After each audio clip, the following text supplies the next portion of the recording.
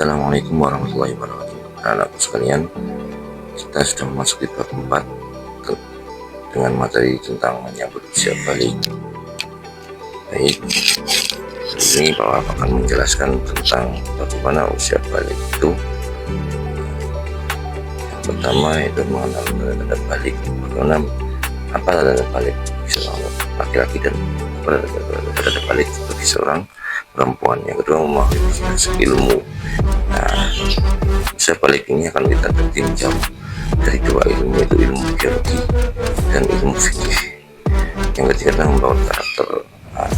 Jadi ketika usia balik, maka hikmahnya bagi kita adalah sikap syukur, tetap ibadah, dan menjadi orang yang bertanggung jawab dalam melaksanakan ibadah-ibadah yang sudah wajib kita laksanakan. Baik, menyambut usia balik ini kita akan memasuki tahap bagaimana tanda-tanda balik menurut perspektif ilmu fikih, pandangan ilmu fikih, dan bagaimana tanda-tanda usia balik itu menurut ilmu biologi. Maka pakar-pakar keilmuan biologi sudah mengatakan bagaimana apa tanda-tanda bagi usia balik. Dan yang terakhir adalah pasti kewajiban setelah menjadi balik dewasa itu, apa kewajiban yang kalian akan laksanakan setelah balik. Baik, memahami makna balik secara bahasa. Balik berasal dari kata bahasa Arab yang artinya adalah sampai. Menurut istilah, balik adalah pendewasaan bagi seorang muslim. Jadi cara memahami balik itu apa? Balik adalah usia dewasa bagi laki-laki, ditandai dengan keluarnya air mani lewat mimpi basah atau bukan dari mimpi basah, dan bagi perempuan ditandai dengan keluarnya darah haid, itu darah yang berwarna merah cerah. Kita akan mempelajari tanda-tanda balik dari dua perspektif ilmu, yang adalah ilmu fikih sebagai hasil kajian ulama Islam, dan ilmu biologi sebagai hasil penelitian para ilmuwan yang atau pakar ilmuwan biologi. Keduanya saling melengkapi dan tersebut dari ilmunya Allah. Pertama, tanda-tanda balik menurut ilmu fikih. Yang pertama adalah bagi seorang laki-laki itu mimpi basah. Mimpi basah ini terjadi ketika kalian sedang tidur, kemudian keluarlah air mani tersebut. Yaitu apa itu? Ciri-cirinya bagaimana? Air mani itu sangat berbeda dengan air kencing. Nah, bagaimana air mani itu? Ciri-cirinya itu pertama adalah warna putih pekat dan baunya sangat khas, tidak bau dan juga tidak pesing, jadi khas, berbeda dari air kencing biasanya. Dan setelah kalian sudah mandi basah, kalian maka diwajibkan untuk mensucikannya dengan mandi junub atau mandi basah. Itu membasuh seluruh bagian tubuh dari ujung rambut sampai ujung kaki, wajib kalian basuh, dan lubang-lubang yang ada pada tubuh kalian. Yang kedua, bagi perempuan adalah haid atau menstruasi. Ini khusus untuk perempuan. Keluarnya darah haid menandakan anak perempuan sudah masuk pada tahap atau fase dewasa atau balik. Cara mensucikannya bagaimana? Sama dengan mandi junub atau mandi wajib, itu membasuh dari ujung rambut sampai ujung kaki. Yang ketiga, tanda-tanda ingin balik menurut ilmu fikih adalah usia 15 tahun.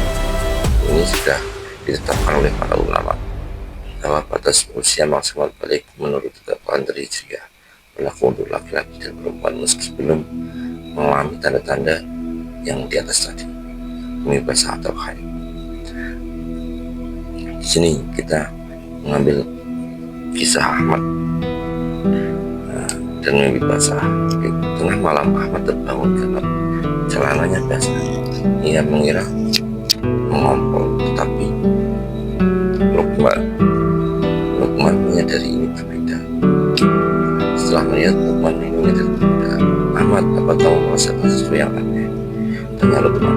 Ahmad menjawab bahwa ia bermimpi sebelum terbangun, dan sensasinya atau rasanya berbeda dari kencing biasa, lengket-lengket dan berwarna pekat. Kemudian Lukman menjawab, kamu bukan ngompol, tapi baru saja mimpi basah. Kata Lukman seperti itu. Mimpi basah adalah tanda balik yang biasanya terjadi pada usia 9 tahun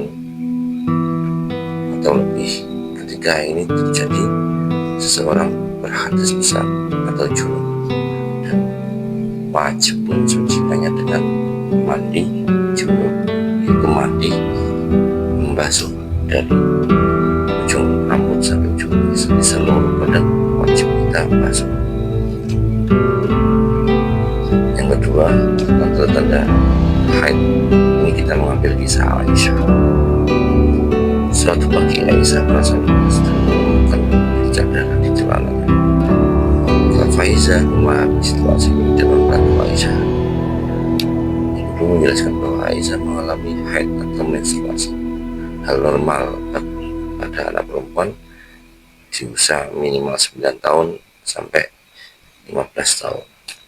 Darah haid berwarna merah terang di awal, kemudian berubah kecoklatan di hari-hari terakhir. Kata ibu, saat darahnya biasanya sakit perut atau dan kram adalah hal biasa di awal masa haid. Datangnya haid menandakan Aisyah telah menginjak usia balik dan harus mengikuti aturan syariat Islam. Ciri darah haid itu berwarna merah terang, berubah kecoklatan di akhir dan berlendir dan serta bau yang amis. Sedangkan tanda-tanda balik dalam ilmu biologi bagi laki-laki bisa dilihat sesuai dengan perubahan fisik yang terjadi. Itu pada laki-laki bisa ditandai dengan tumbuhnya kumis, jenggot, dan jambang. Rambut di alat kelamin mulai tumbuh dan sekitar ketiak sudah tumbuh rambut. Kemudian badan lebih kekar dan berotot. Yang paling kelihatan adalah biasanya tumbuh jabun atau gundukan di bawah, di leher atau di bawah jabun itu keluar gundukan, itu dinamakan jabun. Tumbuhan cepat dan nafsu makan meningkat. Sedangkan bagi perempuan itu ditandai dengan pinggul dan payudara membesar, rambut di alat kelamin dan ketiak mulai tumbuh, kulit lebih halus dan cerah, mengalami menstruasi atau haid seperti tadi yang sudah dijelaskan di tanda balik ilmu fikih. Suara lebih merdu, itu menurut tanda-tanda balik dalam ilmu biologi. Nah, setelah sudah balik, kemudian apa yang dilakukan bagi anak laki-laki dan perempuan? Kewajiban setelah usia balik itu menjadi seorang mukallaf, yaitu orang dewasa yang sudah wajib menjalankan hukum syariat agama Islam. Semua aturan dalam akidah, ibadah, dan akhlak harus diindahkan dan harus dipatuhi sesuai tuntunan Rasulullah SAW. Yang pertama yaitu sholat fardu. Sholat fardu adalah sholat 5 waktu yang kita kerjakan sehari semalam. Karena sholat adalah tiang agama, maka jangan sampai kita melalaikan atau meninggalkan sholat.